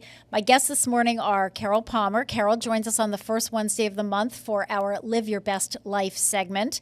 Carol is the group exercise instructor at the Senior Center, teaching our totally fun fitness class on Tuesdays and Thursdays. And in the middle here is Anna Collier. Anna is an occupational therapy graduate student finishing her doctoral program in May. She is running she's running a series for post-stroke at the Senior Center. So Carol said that she has one more point to make, and then I think we're going to dovetail into falls prevention and also how exercise can help prevent falls. But what is the other point that you want to make? Because one of the common questions that I hear is, how often do I have to exercise? How many? And so now, I'm talking about movement. Okay, right, exactly. Not necessarily exercise. So we're talking, you mentioned housework, we're talking walking, we're, just movement and gardening, whatever. You should be doing 2.5 hours a week. Okay. So if you're cleaning the house for half an hour, I don't know about you, but it takes me a lot longer to clean my house. There's my 2.5 hours. Right. There. And so that's when people ask me that, and they'll say, I come to your class, twice a week, which is technically 45 minutes each. Right. That's an hour and a half. Yep. And then I say, well, what else do you do? Do you clean your house? Yeah. Do you work in the garden? Sure. Are you washing your windows? Do you go to the mall? I mean, these are the rest of your movement minutes. Right. So just clarify that. So interesting, Carol. I did this presentation at Westfield State over the weekend on Saturday to a group of the College Kiwanis Club. It was their regional conference, their New England regional conference, and I was the keynote speaker. And one of the things that Pete and I were talking about it earlier in the show that I was telling them about. If you imagine the life of a 90-year-old and all of the changes since 1936, when that person would have been born, one of them being technology. And I said, the students were cracking up. I said, first of all, televisions didn't come into being really until the 1950s. So prior to that, it was radio. But, we were describing TV. And I said, and by the way, there were no remote controls. Like, you got up off the couch and you changed the channel. And there weren't a lot of channels to change to. 3 channels. Right, exactly. But then you got back on the couch. And there was no fast forwarding during the commercials. Like, during the commercials is when you got up and you folded your laundry, you did your dishes, you dried them, you washed them. Yep. I mean, I can remember my grandmother when I was a kid, and I would stay with her for, a week in the summer, and she had a Ringer washing machine. Yep. You talk about exercise. Yeah. Holy smokes. And the Ringer washing machine was down in the basement. I think about it now. My grandmother had 10 major heart attacks in her life. It got to the point where the doctor said, I can't give you a prognosis. She should have been dead 40 years ago. Her first one was when she was 42. Oh, my God. But I swear, I think it was the movement that she did that just kept her going. Kept her heart going. Because, you think about it, the Ringer washing machine was down in the basement. That was before dryers. So then she had to lug these heavy laundry baskets with wet clothes upstairs to the first floor. And then she had a clothesline off of the utility room in the back of the house. And it had, so she'd hang and then, pull. Yeah, it was like a pulley system. Yeah. So got it all out there. And that, and we're talking like sheets and, towels and things like that. They're heavy. And then, at the end of the day, when, the clothes were dry, she would bring them in, take them upstairs, fold them. And she lived in a 2-story house. I mean, you think of the move. I'm exhausted just talking about it. Yeah. My Italian Right? grandmother, I remember we would visit her in Ohio, in Cincinnati. And the first thing that she would do is go out and wash the sidewalk. Oh, there you go. Yeah. Not only her sidewalk, but the sidewalk in front of the house. In front of the house that everybody with a bucket, used. like you say, of heavy of soap and water and a big broom, and she'd be. And I don't remember her ever sitting down before 7 o'clock at night. Yeah. You know, she was constantly. That on was her my feet. mother-in-law. Yeah. And if you have stairs, and I know you're a big one for stairs, not everybody should be on one floor. Carol's in a condo. Carol and Rock are in a condo with stairs. You know, just going up and down those stairs, that's movement, that's exercise. You know, all of that counts. So I think that's important. Right. All right, let's segue into our Retire the Fire program here that we're running. And there's a whole section on falls prevention. So now that I have two experts in the field, we're going to talk a little bit about that. So I'm going to start, Carol, with you on, because I break this down into falls prevention, how to do it with considering the person, and then considering the environment, because I think there are really two factors. So, you know, the person might include things like your vision, your hearing, certain conditions that you might have, diabetes, heart disease, thyroid, nerves, you know, nerve problems in your feet, things like that. What kind of medications are you taking? So there's a whole lot to consider on the person. But one of the things that we always say about falls is the better shape you're in, the less likely. Why is that? Carol, explain that. Well, because if your musculature is strong, your core of your body will be strong, which is the middle part of your body. It's called your, you know, years ago that was a buzzword. Oh, we absolutely. have to strengthen our core. Oh, yeah, we're gonna do core exercise. Yeah, now people. But anyway, it has to do with your center of gravity. Okay. And so if your core is strong, then your back will be strong, and vice versa. Okay. And that will help balance you. Even if, and I say this to my people all the time, even if you do fall, your body will automatically teach you how to fall. Yes. So you're not going to fall face first into the sidewalk. It's going to teach you just automatically, if you've got good balance and good core strength, to turn a little bit, you know, so that you don't get mortally injured on a fall. Yeah. And so that it has to do with the core of your body and the strength in the core of your body, but it also has to do with things like cognitive function. Explain that. If you're active, you're oxygenating your blood, which goes to your brain and keeps your cognitive functions going a lot better. Okay. All right. And I also have, this is so funny, I also have a little thing that we call the drunk walk. Okay. What's the drunk walk? The drunk walk. Do explain, please, Carol. For those of you just tuning in, we're going to do a drunk walk. Right. So what is that? One of the exercises that you can do very easily, and if you have, if you're unsteady for I have bad knees, so you know sometimes those go into account. Put one foot in front of you, and then put the other foot in front of that with the toe and heel touching. Okay. And then do about 3 steps. Okay.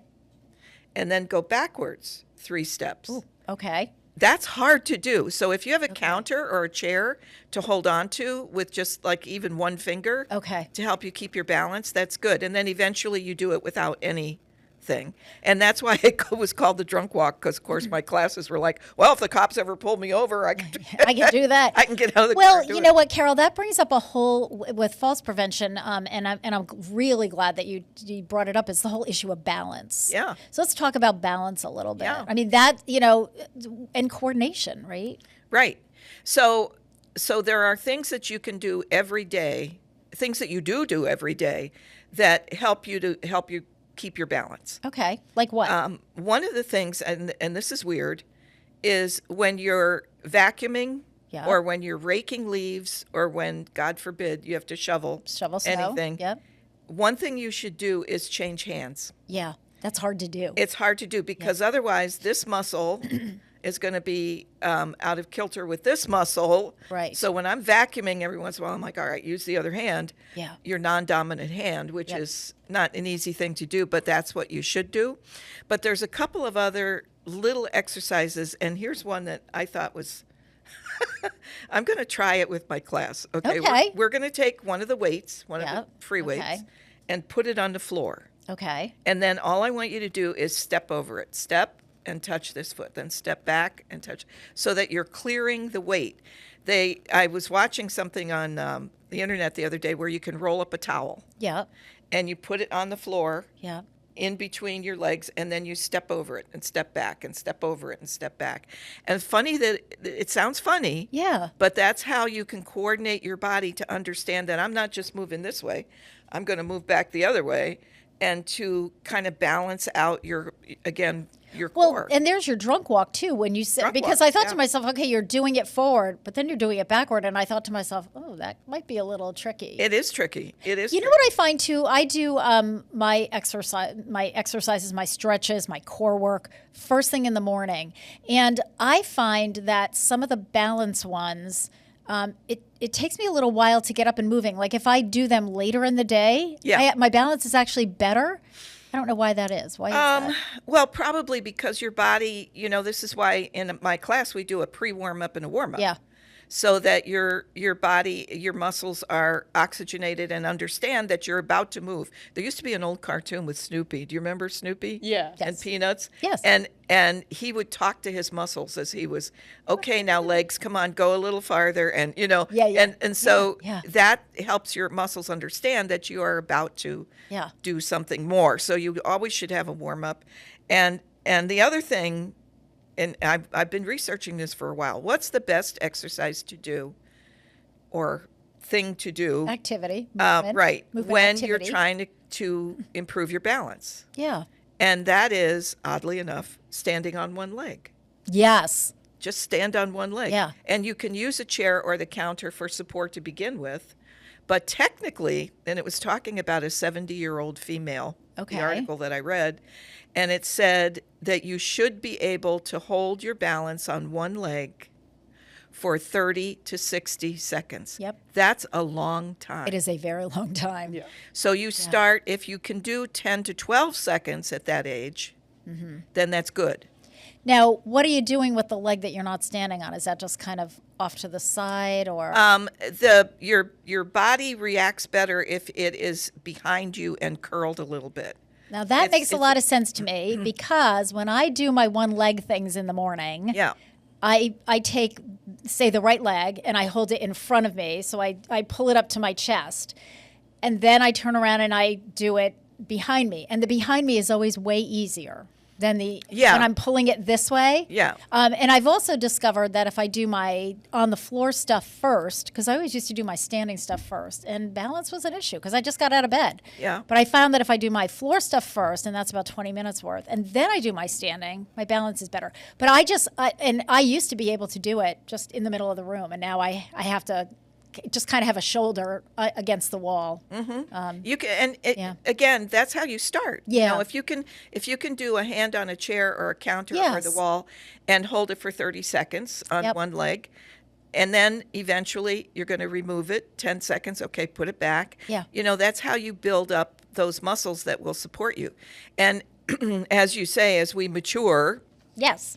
And I think you were just saying this about your mother. You get arthritis. Sure. I have knee problems. Your back, and that is going to affect your balance. But that doesn't mean that you shouldn't still try to improve it. I think that what we want to get across is not that people who do any of this don't have any physical limitations or problems. They do. We all do. I mean, I don't care if you're in your 60s, 70s, or 80s. Like, things start happening. Yep. But the point is, you make those accommodations, do the best you can, and then try to get to the next level or step as you go along. Right. And it's very, very small increments. And then maybe, you're going to develop a knee problem. So now it's going to be difficult again, but you got to keep pushing that, because balance, in my opinion, balance is is one of the most important issues. Absolutely. Especially when we talk about I don't care what age you are. Especially when we talk about falls prevention. No Yeah. doubt about it. Yeah. I mean, I have people borrowing medical equipment because they took a spill and they're in their 30s and 40s. Yeah, I mean, exactly. it's all right. Let's take a short break. We're going to bring Anna into the discussion because we've talked a little bit about personal, our own bodies and what we can do and exercise and movement and activity and so forth. But I want to bring Anna in to talk a little bit about the environment. What do we have going in our houses that are causing us maybe to have more problems? So we'll do that when we come back. You are watching cable channel 15, WCPC, and you are listening to WSFD 107.5 FM on your dial. We are because, we're going to listen to Gloria Estefan, who is one of Pete's favorites, singing Get On Your Feet. Let's move.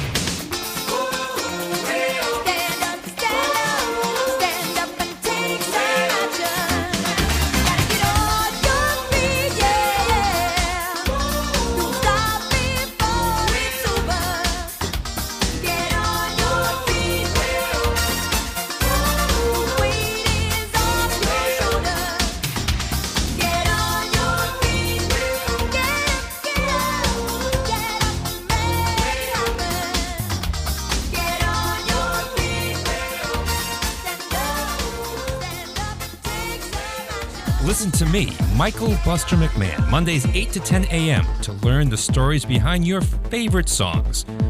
Or don't. I'm not the boss of you. Community Radio. 107.5 FM, WSFD. Live from Studio 120 at Westfield Technical Academy, this is WCPC Channel 15 and 107.5 FM, WSFD-LP, Westfield. Good morning, Westfield. It is 7:48. You are listening to WSFD 107.5 FM on your dial, and you are watching cable channel 15, WCPC.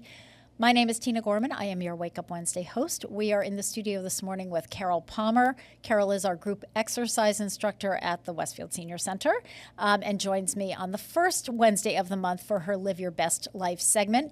And special second appearance is Anna Collier. Anna is an occupational therapy graduate student here with us this semester working on her capstone research project so that she can graduate and go off into the world and earn money. But before she does all that, we're going to utilize a little bit of her expertise on, we're talking about falls prevention. This is part of the Retire the Fire program. The state Massachusetts Department of Fire Service has done a big push, I would say, over the last 6 or 7 years on falls prevention because we see so much of it, and those are our EMTs and our paramedics answering those calls.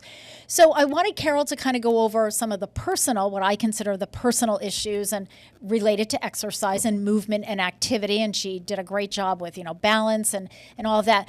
Anna's going to address more of the environmental. So what are we doing in our homes that are either helping us to prevent falls or possibly increasing the chances that we're going to fall? All right, Anna, take it away.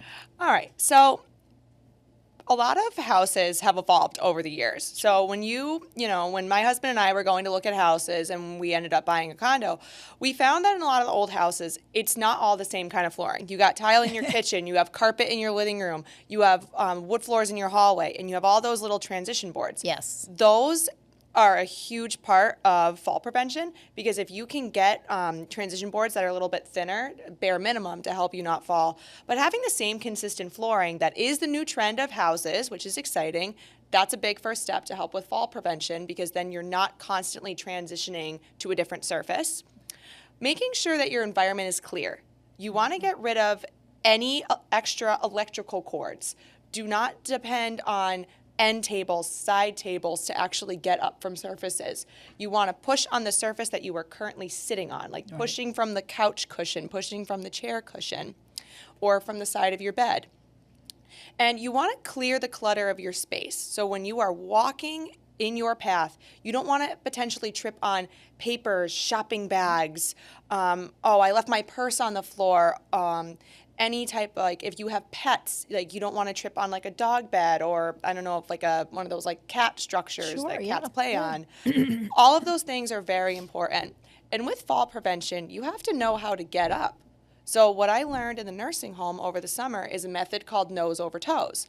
So nose over toes. Okay. Yes, Think so about that. Nose over toes. Carol's going to steal that, and she's going to use that in our class. So explain that, Anna. It's a fun brain rhyme, too, because it helps you remember the step. So when you're getting up from a chair, you want to, scoot forward to closer to the edge of the chair, lean forward with your nose over your toes. That extra momentum will help you stand up safely and not fall. Will have the smaller risk of not falling. Okay. And I have found working over there for 3 months in the summer when I had some people that actually visited the skilled nursing facility from the independent living apartments because they fell and they had to get rehab for a couple of days. That made a huge difference. Okay. And I only ever saw them again when I was hey, on the way to get my coffee from the cafe. Yeah. And the other big thing with fall prevention, those throw rugs. Scatter rugs, lose them. Lose them.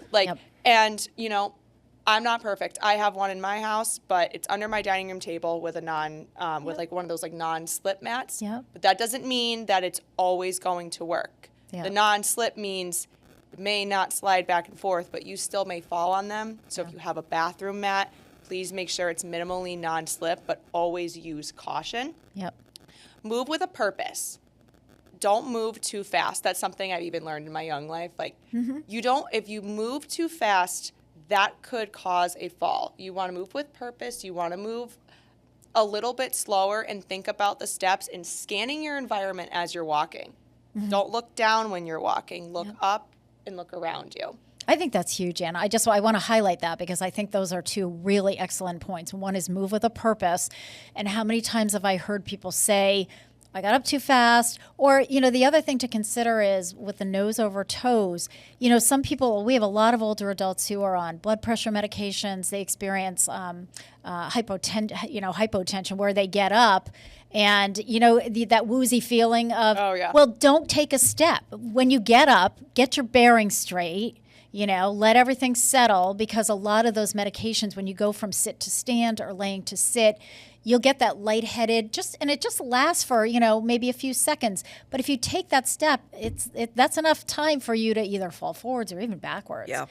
So get your bearings straight. And I like that, because I've had a lot of people say, well, I went too fast. And the other thing that I really like that Anna said that I want to highlight is, scan your environment. Yeah. Scan your environment. And you talked to Anna about like tripping over papers, but which is true. But the other thing is you can also slip. You have a paper that fell on the floor, you put your foot down and the paper goes flying. You're on a carpet, but it's kind of like ice skating on your living room carpet because you've got this paper under. I met a woman one time who, and I am so conscious of this now, she fell on a dryer sheet.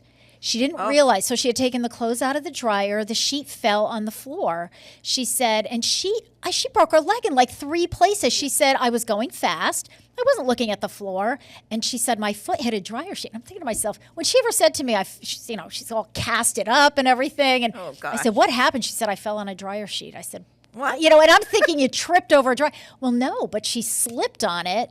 I'm so conscious of that now. I don't use them very often, but when I do, it's the first thing I'm pulling out of the dryer. It's like, where's the dryer sheet? I'm throwing that away. So I think important. And Anna, let's talk a little bit about the Home Fit program. So we have this program coming to the Senior Center. This is our little infomercial while we finish up on Monday, March 30th. Dr. Alexis Morin is going to be presenting, and it's called Home Fit. So tell us a little bit about Dr. Morin, and tell us is she one of your professors, right? Yes, she is one of my professors. Actually, she is my favorite professor. I've had her for multiple classes. I'm going to add that to the flyer. Anna's favorite professor, Home Fit. Come and see her. She is my college advisor. She is my doctoral experimental capstone mentor. All right. So she and I have been working on my capstone together, and she is just an absolutely amazing occupational therapist. She has so much experience. And so what are people going to learn if they sign up for this Home Fit program? What is Dr. Morin going to be covering with that, just generally? It's a lot of durable medical equipment. We're going to be going over what's your bathroom environment looking like? Would a shower chair best benefit you? A transfer bench? How to make your home safer? And is your home fit for certain types of equipment to help you? And where you can buy these? What's available? And making sure that you go to this seminar and you have to keep in mind what your home is like so then you can take the best information away, because this is a very generalized seminar. Yep. And we know, as you've pointed out, Anna, that everybody's home is different. Some of the older homes, narrower doorways. We have all of these different floorings. Some of the more modern homes, not so much. Or if people have renovated, some of our older adults and our participants have done some renovation. So, they've combated some of these problems. But this is going to be offered on Monday, March 30th from 10 to 11.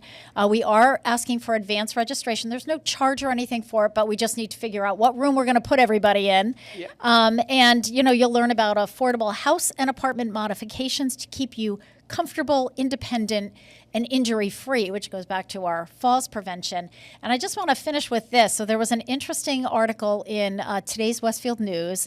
If you read Dear Annie at the end, which I really like, I like the article and I like her advice. And it was this woman who is 80 years old, and she said, my children are really pushing me to go into assisted living. And she said, I'm really resisting. Because and she listed a whole bunch of reasons. She lives in her home. She said it's not fancy, it's not huge, but I'm familiar with it. Right. And she listed all of these reasons why she wanted to stay in her home. And she appreciates the concern of her kids about, she said, I fell once. It wasn't a big fall. It didn't put me in the hospital or anything. But of course, now they're, concerned that she's going to be falling all the time and so forth. And I liked the advice that Annie gave her, which is, meet them halfway. So what can you do to make your home safer? And I want to write in and say, come to the Home Fit program in Westfield. We're going to tell you all about how to keep yourself safe in order to stay in your home. And that's really what this is about, right, Anna? It's really about keeping people safely in their own homes. And as Anna said, we know everybody's coming from a different place. So just adapting to, the information that Dr. Morin gives out to your own personal situation. Absolutely. And there's a few basic things you can do yourself buying new light bulbs that are brighter. Yep. When you're wearing socks around the house, get the ones with the skids. Yeah. There's a reason why they give you skid socks in a hospital. Absolutely. Because it helps you not fall. Yep. Lots of tips. So that's the tip of the iceberg on our tips. And Dr. Morin will be going through those. I want to thank both Carol Palmer and Anna Collier for joining me this morning. Thank you for helping with my false prevention piece of Retire the Fire. As I mentioned, we'll be talking other segments of Retire the Fire throughout the month with other guests. You are listening to WSFD 107.5 FM on your dial. You are watching cable channel 15 WCPC. And this is another Get Up and Move song because Carol and I have talked about the fact that what better way to have fun moving than doing the twist. So we're going to go out with Sam Cooke singing Twistin' the Night Away.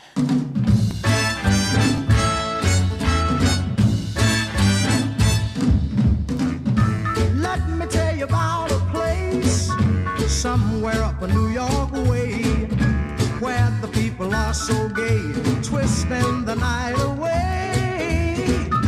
Here they have a lot of fun, putting trouble on the run. Man, you find the old and young, twisting the night away. They're twisting. Everybody's feeling great. They're twisting, they're twisting the night away. Here's a man in evening clothes.